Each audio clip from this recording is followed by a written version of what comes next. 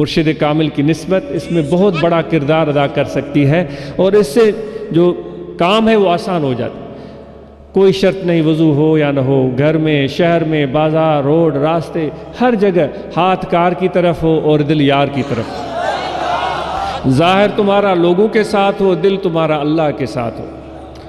جسم تمہارا فرش پر ہو، دل تمہارا عرش پر ہو۔ تو یہ ہے ایک کام، دنیا سے باہر بھی نہیں رہنا ہے، دنیا کے اس دائرے کے اندر رہنا ہے اور اپنی ذمہ داریوں کو خوب اچھی طرح نبھانا ہے۔ اور یہی ہمیں تصوف سکھاتا ہے، یہی طریقت سکھاتی ہے، یہی شریعت سکھاتی ہے۔ تو اس کا حصہ بن کر ایک مثبت کردار ادا کرتے ہوئے اللہ تعالیٰ کے ذکر اور محبت کو بھی اپنے دل میں جگہ دیتے چلے جائیں۔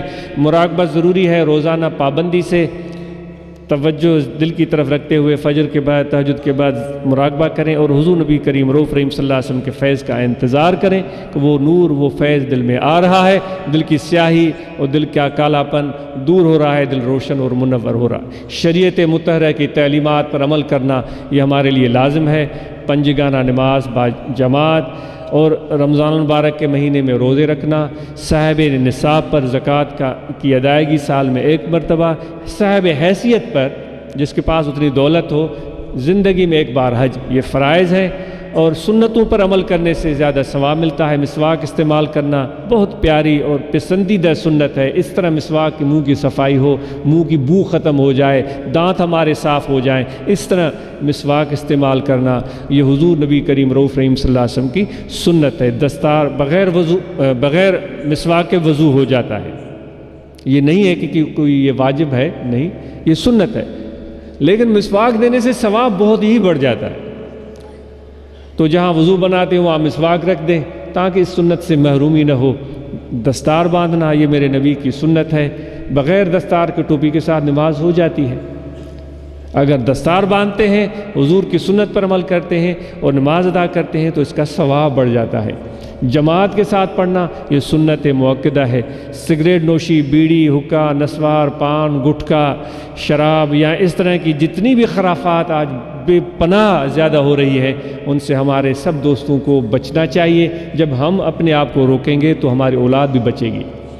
اگر ہم اس میں ملوث ہو گئے تو ہمارے دیکھا دیکھی ہمارے بچوں میں بھی یہ خراب عادتیں پڑ جائیں گی، تو وہ ہماری اولاد کل قیامت کے روز کہے گی کہ میرے پروردگار ہمیں تو عذاب دے دو، واقعی ہم سے گناہ سرزد ہوا، لیکن ہم سے دگنا عذاب ہمارے والدین کو دیجیے، کیونکہ انہوں نے یہ کام کیے تھے، ہم نے ان کو دیکھ کر یہ کام اختیار کیے تھے۔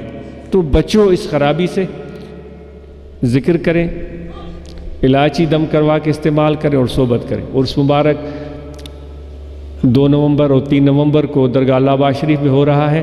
آپ سب دوستوں کو دعوت ہے، اپنے حلقہ احباب میں دوستوں کو تیار کریں، اور وہاں جو بھی انتظامات ہیں ان کو ہم سب مل جل کر بہتر کریں گے۔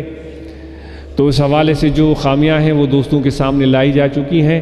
اگر آپ کی کوئی بھی سفارشات ہیں، کوئی بھی آپ کے مشورے ہیں، آپ متعلقہ احباب تک پہنچائیں، ان پر پورا غور کیا جائے گا۔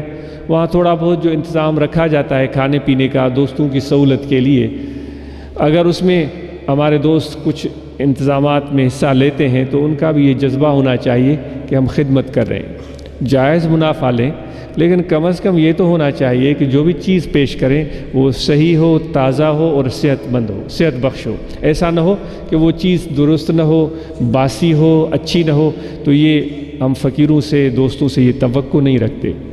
تو انشاءاللہ یہ تو ایک ضمناً میں نے بات عرض کر دی، باقی انتظامات بھی دوست انشاءاللہ بہتر بنائیں گے۔ اللہ تعالیٰ آپ سب کی اور ہماری حاضری قبول فرمائے، اور اس مرکز اور مدرسہ کو اور تقویت اور ترقی عطا فرمائے۔ جزاکم اللہ خیرہ، دعائے خیر۔ الحمدللہ رب العالمین، اللہم صلی علی سیدنا مولانا محمد و علی